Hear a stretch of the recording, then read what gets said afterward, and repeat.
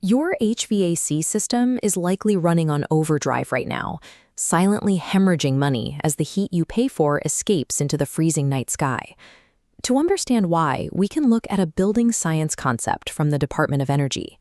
Standard insulation acts like a thick knit sweater. It holds heat, but a cold breeze blows right through it. To stop the air, you need a windbreaker. Without that airtight outer layer, cold drafts pass directly into your home. This creates massive convective heat loss, stripping away the warmths and making your expensive insulation useless.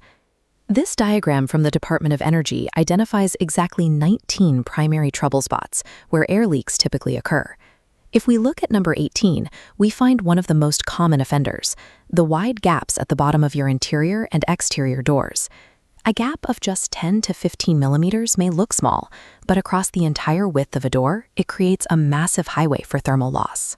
Leaving that gap open means you are quite literally paying to heat the neighborhood. Hunting down these specific leaks is the first step to stopping the financial bleed. To find your worst leaks, use a simple candle. Pass a lit flame around the perimeter of your door and window frames. If the flame flickers, you've pinpointed the exact location where your money is escaping. You don't need a $20 as-seen-on-TV product to fix this. A foam pipe insulator or a pool noodle from the hardware store costs about $1 and creates a highly effective physical seal. Measure the width of your door and cut the foam slightly shorter than that length. This ensures the foam won't bunch up or jam the door against the side jambs. To protect your floors and increase the seal's durability, slide the raw foam into a simple fabric tube or an old upholstery scrap. Then simply slide this double-sided draft blocker directly underneath the bottom edge of the door. This creates a compressible barrier that completely stops floor-level drafts.